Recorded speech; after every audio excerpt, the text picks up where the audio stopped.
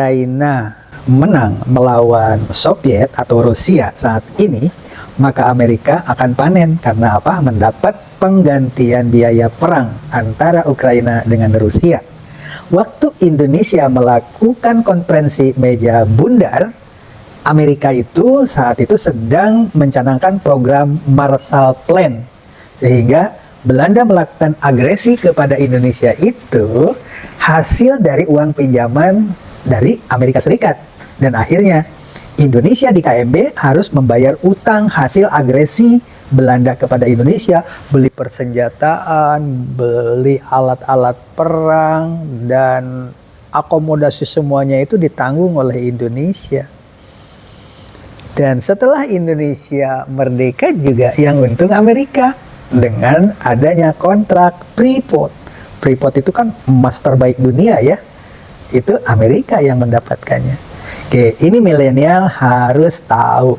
Kalau orang tua seperti saya mungkin sudah tidak akan terlalu penting masalah ini, tetapi bagi generasi milenial ini penting sekali.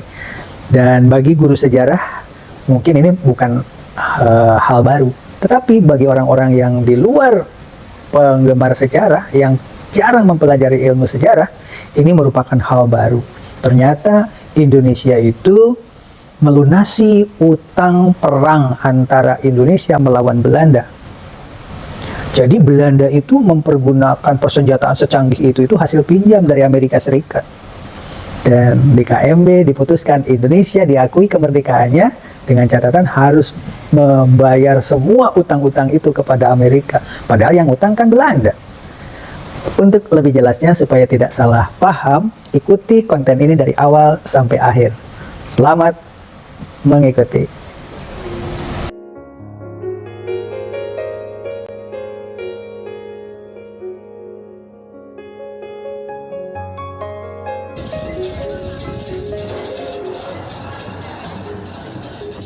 Kita mulai. Kaum milenial Indonesia itu harus memahami hal ini biar semangat juangnya tidak kendor. Indonesia itu ternyata harus membayar hutang kepada Belanda dan baru dibayar lunas zaman presidennya Bu Megawati. Bu Megawati itu memiliki jasa, diantaranya adalah melunasi utang 4,5 miliar golden atau 1,13 miliar Amerika Serikat. Kok bisa terjadi seperti ini? Perlu diketahui, untuk bisa diakui oleh Belanda dan masyarakat dunia, itu prosesnya ada perjanjian Linggarjati tahun 1947, setelah tahun 45, 17 Agustus kita proklamasi ya. Ternyata prosesnya masih lama itu. Linggarjati tahun 1947, kemudian perjanjian Renville waktu itu tahun 1948, kemudian perjanjian antara Tuan Rum dengan Mr. Royan atau perjanjian Rum-Royan namanya tahun 1949. Barulah setelah itu ada konferensi meja bundar. Konferensi meja bundar itu sempat terjadi deadlock ya. Karena masa sih Indonesia itu dijajah, rakyatnya dibantai, disuruh kerja paksa. Begitu Indonesia itu menang, akhirnya dibawalah ke persidangan konferensi namanya meja bundar atau KMB. Di dalam konferensi itu justru deadlock karena apa? Indonesia harus membayar biaya agresi Belanda ke Indonesia dengan angka yang spektakuler. Bahkan 17.000 karyawan Belanda itu selama 2 tahun harus dibayar oleh RIS ya, Republik Indonesia Serikat. Waduh, luar biasa. Tapi karena deadlock itu merugikan Indonesia, karena ini kan perjanjian seluruh dunia ya di PBB. Akhirnya kepahlawanan Bapak Muhammad Hatta muncul di situ. Kata Pak Muhammad Hatta, yang penting pengakuan internasional Indonesia merdeka, urusan belakangan. Oke, kita setujui, kata Muhammad Hatta. Luar biasa ya Pak Muhammad Hatta. Dengan kecewa berat ya akhirnya tanda tangan lah. Tapi waktu itu kan Belanda minta pengakuan kemerdekaannya itu yaitu harus tahun 1949 bukan tahun 45. Karena apa? Kalau Belanda mengakui Indonesia merdeka tahun 1945, ya Belanda tidak dapat ganti. Karena apa? Karena tahun 1945 sampai dengan tahun 1949 itu semua agresi-agresi itu dianggap pengamanan. Seperti halnya Indonesia sekarang menyelamatkan Papua lah.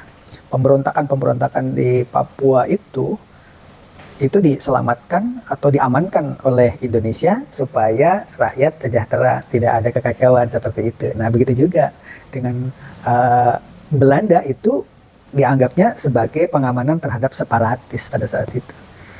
Ya sudahlah, daripada deadlock, yang penting seluruh dunia mengakui Indonesia merdeka. Jadi perjanjiannya tahun 1949 diakui Indonesia itu merdeka oleh Belanda. Dan agresi-agresi setelah tahun 45 sampai 49 itu legal. Jadi Belanda cuci tangan dan dapat uang dari Indonesia. Tahun 2003, zaman presidennya Megawati, baru lunas.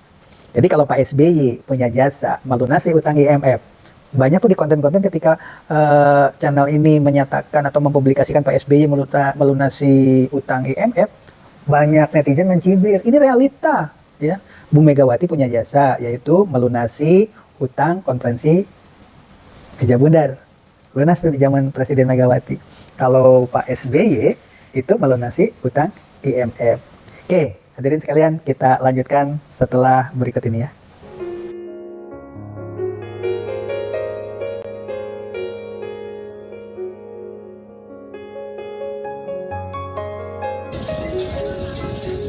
Kita lanjutkan. Ternyata para pakar riset ilmu pengetahuan di negara Eropa, ya Belanda, sekarang itu lagi rame. Karena apa? Ternyata Indonesia itu membayar hasil KMB itu lebih. Karena apa?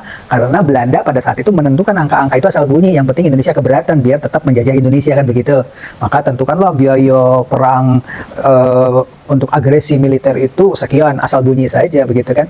Nah sekarang yang namanya Belanda itu kan arsipis ya, perpustakaan-perpustakaan di Belanda itu buku bahasa Sunda saja itu di sana ya, budaya-budaya Sunda itu mungkin di Indonesia sudah tidak ada itu yang namanya buku-buku perpustakaan tentang budaya Sunda. Di Belanda itu ada, makanya para calon sarjana di Indonesia itu S2 atau S3 untuk budayawan ya harus datang ke Belanda, terutama bahasa Sunda, yang saya tahu kan seperti itu. Nah, ini juga sama. Ternyata perpustakaan itu berdampak negatif juga bagi orang Belanda. Akhirnya ada riset ilmu pengetahuan mengungkap data-data tentang Indonesia harus membayar di konferensi meja bundar itu dengan mengungkap data-data dari Michel van Zeist dari Belanda itu bayarnya terlalu banyak katanya. Ini untung sana bagi Indonesia. Karena apa? Indonesia kan melunasi utangnya itu tahun 2003. Konferensi meja bundar itu kan disepakati lah karena kata Bung Hatta, oke, nggak apa-apa, yang penting Indonesia merdeka. Akhirnya lunas tahun 2003. Jadi wajar kalau Raja Willem Alexander itu berkunjung ke Indonesia, terutama ke Toba ya, keliling-keliling di Toba sana, kemudian membuat kesepakatan untuk mengekspos Danau Toba dan masih banyak lagi. Jadi sebenarnya Raja Willem Alexander itu pantas mengakui bahwa Indonesia itu sekarang tahun 2023 ini diakui lah Indonesia merdeka 17 Agustus tahun 1945, bukan tahun 1949. Kayaknya tidak sadar itu. Berarti kalau sekarang tahun 2023 Belanda mengakui bahwa Indonesia merdeka 17 Agustus 1945, waktu konferensi meja bundar kan 1949 dianggapnya Indonesia merdeka, sehingga agresinya dilunasi oleh Indonesia biaya perangnya. Sekarang berarti biaya perang sejak tahun 1945 sampai 1949 itu agresi Belanda terhadap Indonesia itu kan ilegal berarti. Maka harus dikembalikan ke Indonesia. Apalagi hasil risetnya orang Belanda Michel van Zeist itu pembayarannya saja sampai tahun sampai 2003 zaman Bu Mega itu saja sudah berlebihan. Harus dikembalikan kelebihannya itu. Nah, sekarang sudah terlanjur Belanda mengakui tahun 2023 ini bahwa mereka mengakui ya generasi-generasi sekarang ini, mungkin kalau generasi tuanya yang sudah nggak ada di bumi ini mereka tetap ngotot, tetapi kan generasi mudanya beda. Orang saya aja berteman dengan Mr. Swen dari Belanda dan mengajar di SMA Negeri 1 Tambun Selatan itu kan dicari atau diundang oleh saya pada saat ada RSBI, Redesan Sekolah Bertaraf Internasional. Ada Mr. Pitti, Mr. Ami, kemudian Jerry De Grey, Nobuyo Suzuki, karena itu adalah partnership antara Indonesia dengan luar negeri pada saat itu dengan negara-negara OECD. Nah, ternyata Mr. Swen itu ya familiar karena apa? Generasi muda. Ya, generasi-generasi. Nah, ini juga sama. Raja Willem Alexander itu mungkin ya samalah dengan kita. Jadi dia mengakui, padahal ada konsekuensi kalau dia itu mengakui bahwa Indonesia merdeka 17 Agustus tahun 1945, berarti agresi-agresi itu harus Belanda yang menanggung. Tapi saya sebagai penulis dan pemilik channel ini menyarankan kepada para penonton, kalau bisa jangan menuntut balik untuk uang itu dikembalikan, tetapi lebih baik kita kerjasama yang harmoni.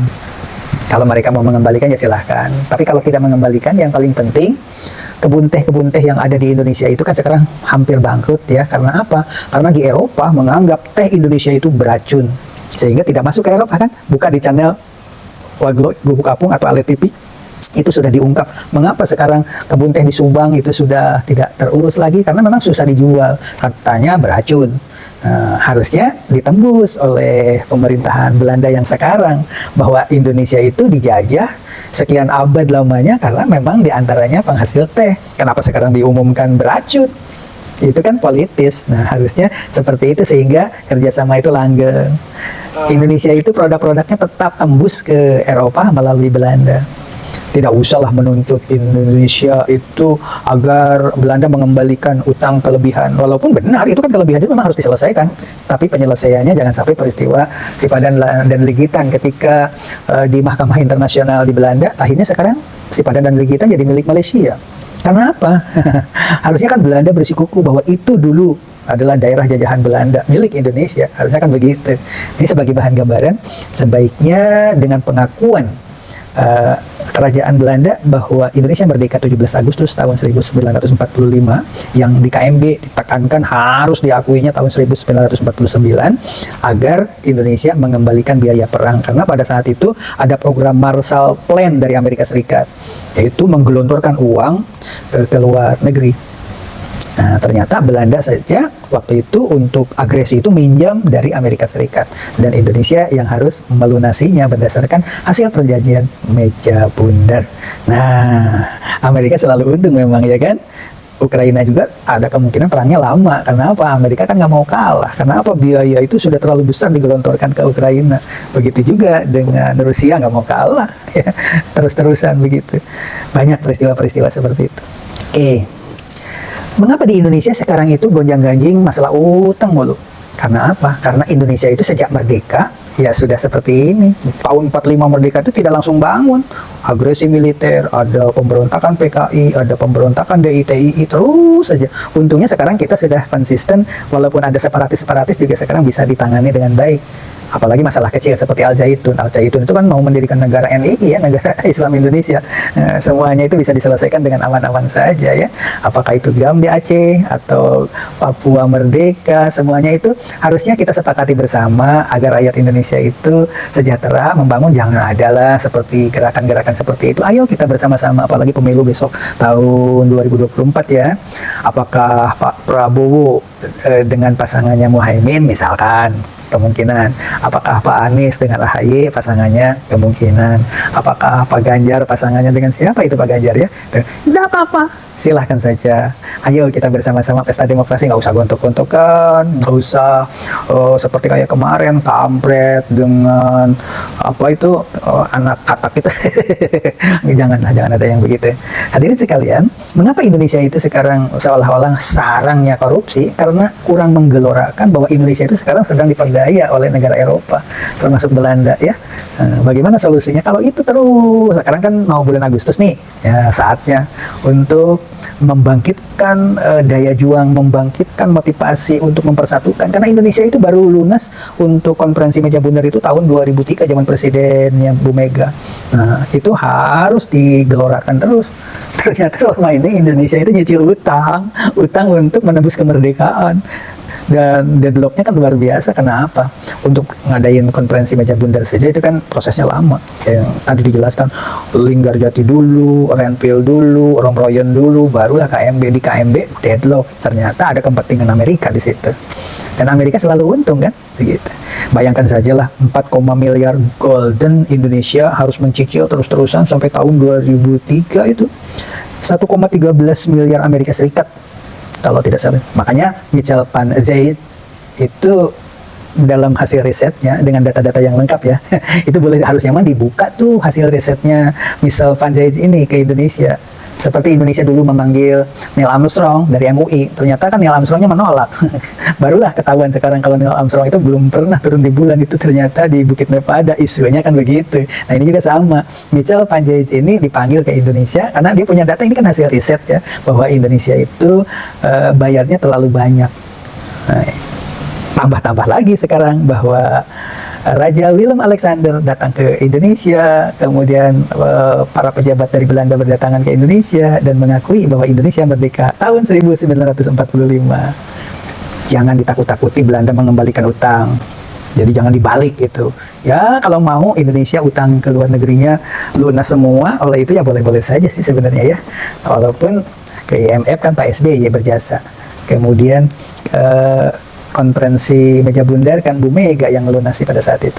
Nah sekarang ya sudahlah, tuh pinjaman Indonesia ke RRC yang sekarang ini itu silahkan lunasi sehingga Indonesia itu lenggang dan masa depannya cerah. Itu saja barangkali. Terima kasih Anda sudah mengikuti channel ini. Wabillahi taufiq wal hidayah. Wassalamualaikum warahmatullahi wabarakatuh.